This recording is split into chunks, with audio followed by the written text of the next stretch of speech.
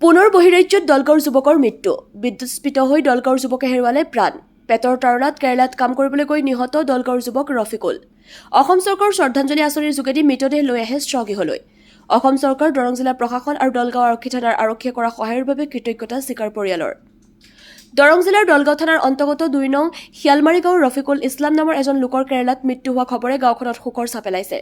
জানিব পৰা মতে ২ নং শিয়ালমাৰী গাঁৱৰ ৰফিকুল ইছলামে প্ৰায় ৬ মাহ পূৰ্বে কেৰালাত কাম কৰিবলৈ গৈছিল তাতে যুৱকজনে কাম কৰিছিল কফি খেতিত কাম কৰি থকা অৱস্থাতেই অজ্ঞাতে বিদ্যুৎ পৰিবাহী তাৰৰ সংস্পৰ্শলৈ আহি থিতাতে নিহত হয় লোকজন দুখীয়া পৰিয়ালটোৱে মৃতদেহ ঘৰলৈ অনাৰ সক্ষমতা নাছিল অসম চৰকাৰে কিছুদিন পূৰ্বে ঘোষণা কৰা শ্ৰদ্ধাঞ্জলি আঁচনিৰ জৰিয়তে মৃতদেহটো সম্পূৰ্ণ চৰকাৰী খৰচত ঘৰলৈ অনাৰ সুবিধা পায় আৰু ৰাইজে সন্তোষ প্ৰকাশ কৰে অসম চৰকাৰৰ দৰং জিলা প্ৰশাসন আৰু দলগাঁও আৰক্ষী থানাৰ আৰক্ষীয়ে কৰা সহায়ৰ বাবে কৃতজ্ঞতা স্বীকাৰ পৰিয়ালৰ লগতে গাঁওবাসীৰ নিউজ ডেস্ক এএন লাইভ গৈছিল মানে কাম কৰিবলৈ যাই ফালে হঠাৎ মানে মিৰ্চি উঠাৰ সময়ত মানে তেওঁ মানে লগৰ মানুহকেইটা চাহ খাবলৈ বহিছিলে তেওঁ মানে আগত অলপমান চাহ খাই গৈছিল শেষ হোৱাৰ লগে লগে যাই পেলাই এই গোলমৰিচ বুলি কয় গোলমৰিচ উঠাব যাওঁতে ওপৰত যে মানে হেৰি আছিল কাৰেণ্টৰ তাৰ আছিল সি মানে দেখা পোৱা নাছিল সি দেখা নাপাওঁতে মানে হাতেদি মানে ৰেণীখন বিস্ফুটি এনে এটা উঠাইছিল উঠোৱাৰ লগে লগতে তিনিটাৰ লগত কাৰেণ্টৰ সংযোগ হৈ ফালে মানুহজন লগে লগ থিতাতে নিহত হৈছিল কাম কৰিবলৈ গৈছে আজি ৬ মাহমান আগতে ইয়াৰ আগতে আৰু গৈছিল তেওঁৰ পৰিয়ালৰ মা আছে তেওঁৰ দেউতা আছে তেওঁৰ সৰু ভাইটি আছে তেওঁৰ কইনা আছে আৰু তেওঁৰ সৰু বাচ্চা এজন আছে ৩ বছৰীয়া আমি আহিলোঁ শ্ৰদ্ধাঞ্জলি আঁচনিৰ অধীনত আহিছোঁ চৰকাৰক আমি এইখিনি আমি মানে জনাওঁ মানে আমাৰ বাচ্চাজনক কিবা এটা সহায় কৰিব লাগে যাতে বাচ্চাজনৰ ভৱিষ্যতটো অলপমান চাই চিন্তি চৰকাৰে যিখিনি আমাৰ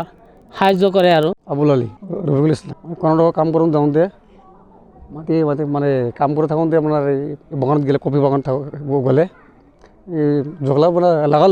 লাগাওঁতে আপোনাৰ মানে এই লাইনত মানে তাৰ আৰ্থিং মানে লাগি আছিলে ইমান